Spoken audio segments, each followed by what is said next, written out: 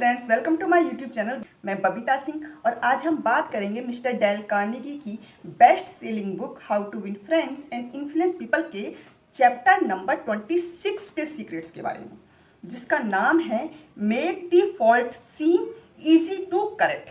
यानी कि अगर आपकी लाइफ में, आपके बिजनेस में, आपकी सोसाइटी में कभी भी ऐसी कोई कंडीशन आए, सिचुएशन आए या ऐसा कोई काम आए जो सामने वाले को बहुत मुश्किल लग रहा है, जिसको सॉल्व कर पाना उसको ऐसा लग रहा है कि नहीं, ये तो मेरी बस की बात है ही नहीं, तो आपको कुछ ऐसा कहना है या ऐसा कुछ करना है जिसको सुनकर या जिसको करके सामने वाले के अंदर कॉन्फिडेंट आ जाए कि हाँ, वो ये काम कर सकते हैं। आपको उनमें विश्वास दिलाना होता है, कॉन्फिडेंट दिलाना होता है, उनको बताना होता है कि हाँ, आप कर सकते हैं। और इसी पॉइंट को क्लियर करने के लिए, एक्सप्लेन करने के लिए मिस्टर डेल कार्नेगी ने इस बुक में कई सारे इंसिडेंट और स्टोरी शेयर की हैं, जो अब मैं आपके साथ शेयर करने वाली हूँ। ये इसका फर्स्ट पार्ट है, सेकंड पार्ट अभी आएगा। तो फर्स्ट पार्ट में मैं 3 स्टोरी शेयर करूँगी। फर्स्ट स्टोरी है मिस्टर डेल कार्नेगी के एक फ्रेंड की, जो एक अनमैरिड थे, जिनकी एज करीब 40 ईयर्स रही होगी। उनकी शादी होने वाली थी, मैरिज फिक्स हो गई थी और उनकी फियांसी चाहती थी कि वो कुछ म्यूज़िक लेसन लें, वो कुछ डांस करना सीखें, ताकि जो वो उनकी वेडिंग वाला दिन है उस दिन वो कुछ किसी म्यूज़िक पर, किसी गाने पर कुछ परफॉर्म कर सकें। अब जो फ्रेंड था वो बहुत अच्छा डांसर था नहीं, उसको आता नहीं था डांस करना। तो उसने मिस्टर डेल कार्नेगी को बताया कि एक्चुअली मैं बहुत अच्छा डांसर नहीं हूँ, लेकिन मैं एक बात बताता हूँ कि जब मैं करीब 20 साल का था तो फर्स्ट टाइम मैंने डांस करना सीखा था। मेरी एक टीचर थी जो हमेशा मेरी डांस में कमियां निकालती रहती थी कि तुम्हें कुछ भी नहीं आता है, तुम सब कुछ गलत करते हो, तुम्हें सब कुछ भूल जाना चाहिए, दोबारा स्टार्ट करना चाहिए, तुम कभी नहीं सीखते, तुम हर सब कुछ गलत करते हो जो भी करते हो। अब जब वो बोलती थी तो उसका मन उदास हो जाता था। हालांकि वो सच बोल रही होती थी कि सचमुच उनके फ्रेंड को कुछ भी डांस नहीं आता था। उसने ही स्वीकार किया कि हाँ, सच में मुझे कुछ नहीं आता था, मैं बहुत ही बेकार डांसर था, ये मुझे पता था। वो सच बोल रही थी, लेकिन उसके बाद उनके फ्रेंड को बहुत चुभती थी और उनको मोटिवेट नहीं करती थी। उनको ना मज़ा नहीं आता था कि कोई नहीं आता तो वो डिमोरलाइज हो जाती थी। तो इसलिए उन्होंने उस टीचर से लर्न करना छोड़ दिया। अब उन्होंने दूसरी टीचर रखी।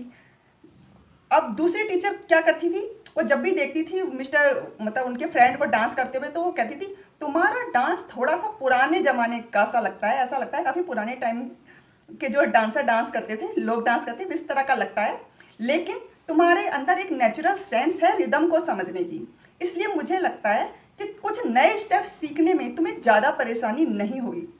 और उसके दोस्त ने कहा मुझे पता था कि वो कहीं ना कहीं झूठ बोल रही है, लेकिन उसकी बात मुझे अच्छी लगती थी और लगता था कि, और कहीं ना कहीं मेरा दिल था जो वो ये बात स्वीकार करना चाहता था कि हो सकता है जो मैम कह रही हैं वो सचमुच कह रही हूँ, सच कह रही हूँ, हो भी सकता है मेरे अंदर नेचुरल टैलेंट हो। जबकि वो बिलीव का था। अगर कॉमन सेंस की बात करें तो वो मानते थे कि नहीं बेकार डांसर हूँ, मैं 4th ग्रेड का डांसर हूँ, लेकिन जो दिल था वो स्वीकार करना चाहता था उनकी बात को।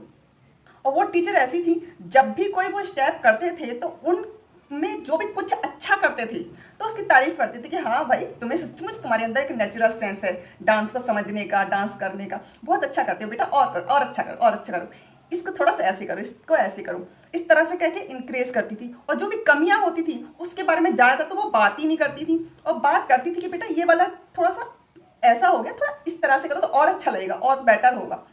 इस तरह से वो उसको इंकरेज करती थी। हालांकि अब भी वो बहुत अच्छे डांसर नहीं थे, लेकिन उन्होंने बताया कि आज की डेट में मैं जितना भी डांस कर पाता हूँ उसका कारण सिर्फ और सिर्फ वो टीचर हैं, क्योंकि उन्होंने मुझ में विश्वास जताया, मुझको इंकरेज किया। उनकी वो लाइन कि तुम्हारे अंदर एक नेचुरल सेंस है रिदम को समझने की, उसने मुझे मोटिवेट किया कि मैं थोड़ा बहुत जो भी लर्न कर पाया हूँ आज की डेट में, कि मैंने वो लर्न किया, मैंने कोशिश की और आज मैं थोड़ा बहुत कर पाता हूँ। तो अभी भी खैर लेसन लेने की ज़रूरत है, वो भी मैं लूँगा, लेकिन सचमुच वो टीचर थी, ये डांस वाली बात सुन के मुझको ये बात याद आ गई, तो इसलिए उन्होंने ये कहानी सुनाई थी अपनी डांस की। तो ये थी फर्स्ट स्टोरी। बढ़ते हैं सेकंड स्टोरी की तरफ। उसमें मिस्टर लॉवेन थॉमस के बारे में बात की थी, जो एक ह्यूमन रिलेशनशिप के बहुत ही बड़े उनके अंदर स्किल थे, वो लोगों को बहुत अच्छी तरह से समझते थे।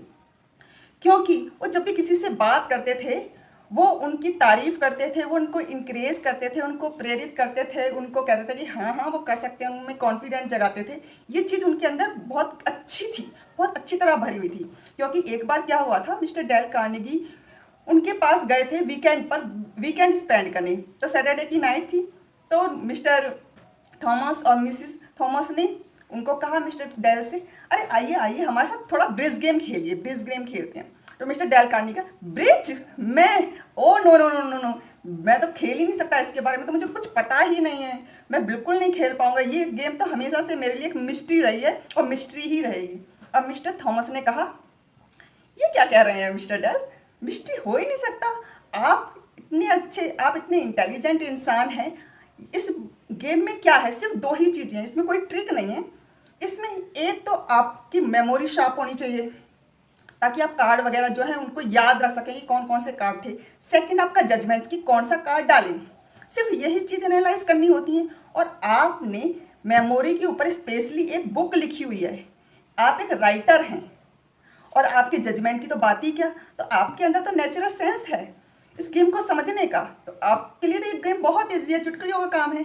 तो जब मिस्टर डेल कार्नेगी ने ये बात सुनी तो उनको लगा कि हाँ यार सही कह रहे हो कि मेरे अंदर नेचुरल सेंस है। उनको इस बात पे विश्वास हुआ कि सामने वाला सही कह रहा है, मैंने कभी ट्राई नहीं की ये गेम, लेकिन ये चीज़ें जो इस गेम के लिए ज़रूरी है वो मुझको आती हैं। और इन बातों से उन्होंने खेलना शुरू किया और वो गेम उनको ईजी लगने लगी। अब ये सेकंड स्टोरी थी जिसमें एक इम्पैक्ट था कि अगर आप किसी को ऐसी बात बोलते, इनकरेज करते कि हाँ तुम्हारे अंदर एक नेचुरल सेंस है, एक नेचुरल कला है, एक नेचुरल स्किल है, ये तुम्हारा एक नेचुरल चीज़ है, तुम्हारे अंदर भगवान ने दी है ये पहले से ही, तो सामने वाले को लगता है कि हाँ यार सच बात है, मैं इस चीज़ को जल्दी से लर्न कर सकता हूँ। तो चीज़ें ना ईजी हो जाती हैं जब भी आप किसी से ये वर्ड बोलते हो कि तुम्हारे अंदर ये नेचुरल कला है या नेचुरल स्किल है, भगवान ने ये तुम्हें पहले से ही दिया हुआ है, तुम्हारे लिए गॉड गिफ्ट है। अगर ऐसी चीज़ अगर आप किसी के लिए बोलते हो तो उसके अंदर इतना बड़ा कॉन्फिडेंस जगता है उस चीज़ को लेकर कि हाँ यार मेरे अंदर ये नेचुरल टैलेंट है, यानी कि मैं दूसरे लोगों से 2 कदम आगे हूँ या 2 स्टेप ऊपर हूँ, तो मैं जल्दी कर सकता हूँ ये काम। तो ये है बात कि आप किसी को इंकरेज करते हैं तो आपको चीज़ों को इस तरह से बोलना है, इस तरह से बताना है कि सामने वाले को लगे कि हाँ ये चीज़ तो बहुत ईजी है। अब इसी बात को एक्सप्लेन करने के लिए जो लास्ट स्टोरी है, थर्ड स्टोरी, उसमें मिस्टर एली कुलवर्सन की बात हुई है। एली कुलवर्सन, जिसके बारे में आपने शायद सुना होगा, वो एक ब्रिज बुक राइटर थे। ब्रिज गेम होती है उसके ऊपर उन्होंने बहुत सारी बुकें लिखी थी जो दर्जनों भाषाओं में ट्रांसलेट हो चुकी हैं आज की डेट में। और सबसे बड़ी बात, वो जब स्टार्टिंग में अमेरिका आए थे 1922 में, उस टाइम पर उनका कोई भी इरादा नहीं था कि वो ब्रिज गेम को कभी भी अपना प्रोफेशन बना सकते हैं। क्योंकि क्या हुआ था कि उस टाइम पे जब वो आए थे उन्होंने फिलॉसफी पढ़ानी शुरू की, उन्होंने सोशलॉजी पढ़ानी शुरू की, लेकिन वो फेल हो गए, वो नहीं पढ़ा पाए। फिर उन्होंने कोयला बेचना शुरू किया, उसके बाद कॉफ़ी बेचना शुरू किया, वो बिजनेस भी उनके नहीं चले, वो काम भी उनका नहीं चला। और उस टाइम पर भी वो ब्रिज गेम खेलते थे, लेकिन बहुत ही बेकार वो ब्रिज गेम प्लेयर थे। क्योंकि वो जब ब्रिज गेम खेलते थे तो बहुत ज़्यादा क्वेश्चन पूछते थे, बहुत ज़्यादा इंक्वायरी करते थे कि अच्छा कौन सा कार्ड है, कैसा कार्ड है, ये कार्ड क्यों डालना है, ये कैसे डाला, ऐसा नहीं डालना चाहिए था। मतलब वो ना सामने वाला जो बहुत परेशान हो जाता था उससे, और उनके साथ खेलते नहीं थे, लोग उनके साथ खेलना पसंद नहीं करते थे। लेकिन उन्होंने कभी सोचा ही नहीं कि ये गेम को मैं प्रोफेशन बना सकता हूँ। लेकिन क्या हुआ कि कुछ टाइम के बाद उनकी लाइफ में एक लड़की आई जिसका नाम था जोसेफिन। वो ब्रिज गेम टीचर थी। अब मिस्टर जो एले थे उनको मिस जोसेफिन से प्यार हो गया। अब दोनों ने शादी कर ली।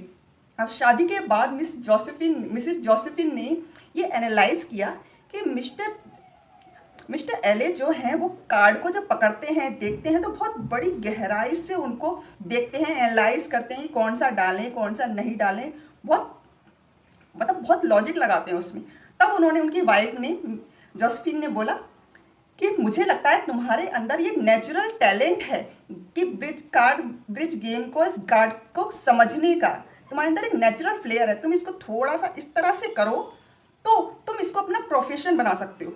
तब अपनी वाइफ की बात सुनकर उसको लगा कि हाँ, मैं सालों से खेलता आया हूँ, मुझको आता भी है। फिर उन्होंने थोड़ा सा मेहनत की और उसके बाद उनको इतना पसंद आने लग गया और उसके बाद वो ब्रिज गेम के टीचर बन गए और हजारों बुक, मतलब उन पर दर्जनों बुकें लिखी और कई भाषाओं में ट्रांसलेट हुई। और आज की डेट में वो उसी की कमाई, जब तक वो जिंदा थे तब तक उसी ब्रिज गेम की बुक्स की कमाई खाते थे।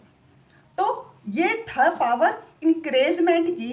ये थी पावर कि अगर आप किसी चीज़ को इस तरह से बोलते हैं, ऐसे समझाते हैं, या उनको किसी को कहते हैं कि आपके अंदर ये नेचुरल फ्लेयर है, नेचुरल आपका स्किल है, तो सामने वाले को ऐसा लगता है कि हाँ, ये चीज़ तो बहुत ईजी है मेरे लिए, क्योंकि मेरे अंदर नेचुरल सेंस है इसको समझने की। तो आई थिंक आपको मेरी बात क्लियर हुई होगी। जो पॉइंट मैं क्लियर करना चाहती थी वो क्लियर हुए होंगे। तो आज के लिए बस इतना ही, ज़्यादा लंबा वीडियो नहीं करेंगे। कल के वीडियो में फिर से मुलाकात हो जाएगी। अच्छा लगा हो तो प्लीज़ लाइक शेयर कमेंट जरूर कीजिएगा। Have a nice day, bye bye.